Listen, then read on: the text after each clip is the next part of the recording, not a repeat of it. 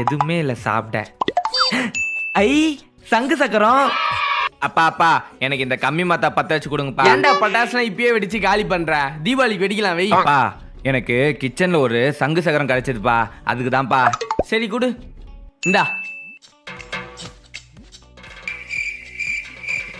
ஐயோ காலி ஆயிடுச்சே.